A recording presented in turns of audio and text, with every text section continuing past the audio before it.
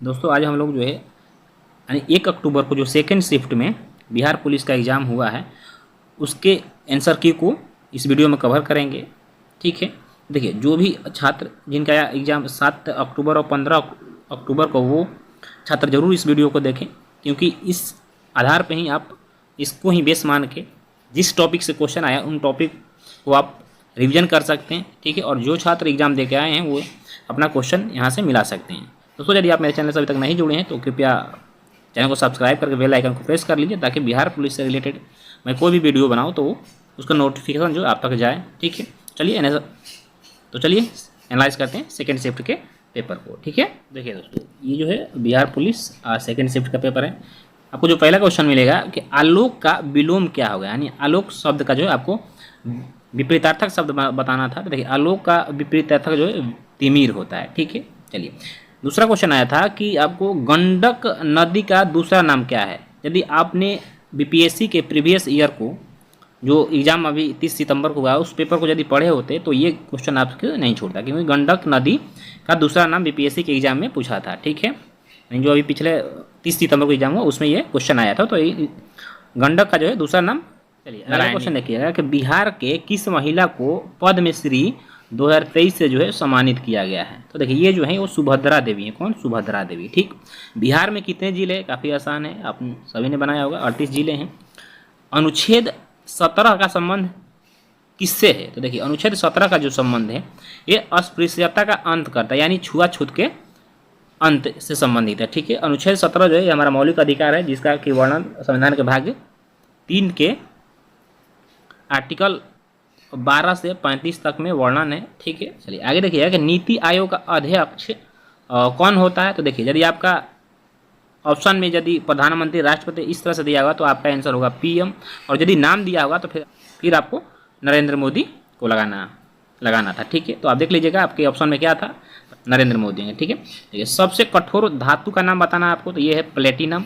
ठीक है, यदि लाल सागर कहाँ स्थित है, अगला क्वेश्चन है लाल सागर कहाँ स्थित है। तो देखिए एशिया तथा अफ्रीका के जो है बीच में स्थित है, और यह जो है एक खारे पानी का सागर है। ठीक है दोस्तों, यदि आपको थोड़ा धुंधला दिखाई और दे रहा होगा तो क्वेश्चन मैं इसको पढ़ के बता दूंगा। ठीक है, ताकि आपको आसानी से समझ आए। ठीक है, चलिए अगला क्वेश्चन है कि बिहार दिवस कब मनाया जाता है। तो देखिए बिहार दिवस जो है 22 मार्च को मनाया जाता है, क्योंकि बंगाल प्रेसिडेंसी से बिहार जो है 1912 ईस्वी में अलग हुआ था।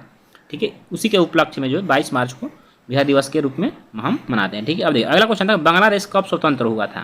तो देखिए बांग्लादेश जो 1971 ईस्वी में स्वतंत्र हुआ था। इससे पहले इसे पूर्वी पाकिस्तान के नाम से, देखिए पूर्वी पाकिस्तान के नाम से जो है जाना जाता था। ठीक है, सिक्किम को भारत में कब मिलाया गया।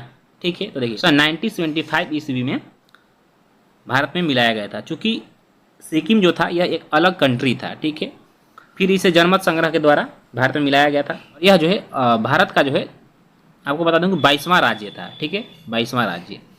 अगला क्वेश्चन है कि समान नागरिक संहिता का संबंध संविधान के किस अनुच्छेद में है। तो देखिए संविधान नागरिक संहिता यानी यूसीसी यूनिफॉर्म सिविल कोड का संबंध जो है संविधान के अनुच्छेद 44 में है। ठीक है, जिसकी संकल्पना महात्मा गांधी ने किया था। यूएनडीपी का फुल फॉर्म यहाँ बताना है आपको, यूएनडीपी का फुल फॉर्म। तो देखिए यूएनडीपी का फुल फॉर्म होता है यूनाइटेड नेशन डेवलपमेंट प्रोग्राम। ठीक है, जो कि एक यूएनओ का अंग है। अशोक चक्र में कितनी तीलियां हैं, तो सबको पता होगा 24 तीलियां हैं। टेलीस्कोप में कैसा प्रतिबिंब बनता है, अगला क्वेश्चन था। तो देखिए टेलीस्कोप जो होता है इसमें वस्तु का हमेशा जो उल्टा प्रतिबिंब बनता है। कैसा? उल्टा प्रतिबिंब बनता है। ठीक है, अगला क्वेश्चन है कि महालेखा परीक्षक का कार्यकाल कितने वर्ष का होता है। तो देखिए महालेखा जो परीक्षक होते हैं, नियंत्रक महालेखा परीक्षक, उनका कार्यकाल 6 वर्ष का होता है या 65 वर्ष का होता है। कहने का मतलब यदि उनका कार्यकाल 6 वर्ष तक उन्होंने महालेखा परीक्षा के पद पर रह गए तो रिटायर हो जाएंगे, या फिर उनकी आयु यदि 65 ईयर एबव हो जाएगी तो वो रिटायर हो जाएंगे। ठीक है, रामा का पर्यायवाची शब्द आपको यहाँ पर बताना था। देखिए रामा का जो पर्यायवाची शब्द होता है वो लक्ष्मी होता है, इंदिरा भी होता है, कमला भी होता है और पद्मा भी होता है। तो जो आपको या जो आपके ऑप्शन में था वो देख लीजिएगा कि आपके ऑप्शन में क्या था। बिहार का शोक नदी किससे कहते हैं। तो बिहार का शोक नदी कोसी को कहा जाता है। ठीक है, क्वेश्चन है कि उत्कर्ष का पर्यायवाची शब्द क्या है। तो देखिए उत्कर्ष का जो पर्यायवाची शब्द है वो प्रगति है। ठीक है, प्रगति होता है या उत्थान होता है।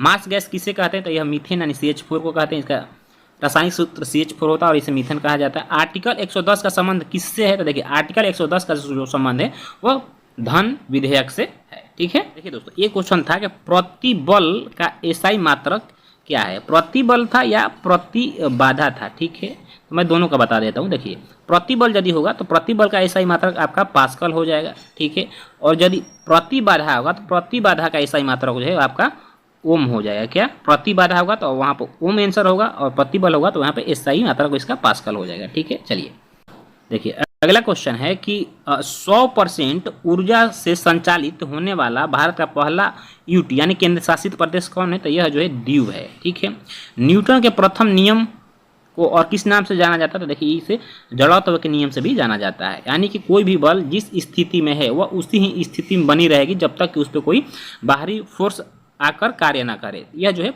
न्यूटन का प्रथम नियम है जिसे हम जड़त्व के नियम से ही जड़त्व का नियम कहते हैं। ठीक है, चलिए देखिए अगला क्वेश्चन है कि दीन इलाही को किस इतिहासकार ने धर्म का नाम दिया था? तो देखिए दीन इलाही को चलाया किसने?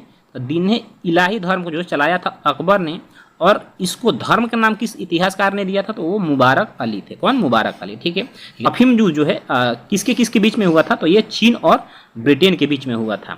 और एक कहता है कि संसदीय प्रणाली जो है भारतीय संविधान में संसदीय प्रणाली को किस देश से लिया गया है? तो देखिए ये जो है ब्रिटेन से लिया गया था। ठीक है, तो दोस्तों ये कुछ क्वेश्चन रहे बिहार पुलिस के सेकेंड शिफ्ट से। यदि मेरे पास पेपर आ जाएंगे, ठीक है, या सारे जब क्वेश्चन आ जाएंगे तो मैं पूरा 100 क्वेश्चन का डिटेल विश्लेषण कर दूंगा। तो दोस्तों यदि आपको विश्लेषण देखना है तो आप मेरे चैनल से जुड़िए, चैनल को सब्सक्राइब कर लीजिए ताकि आपको हर तरह का जो है बिहार पुलिस से रिलेटेड जो है इन्फॉर्मेशन मिलते रहे।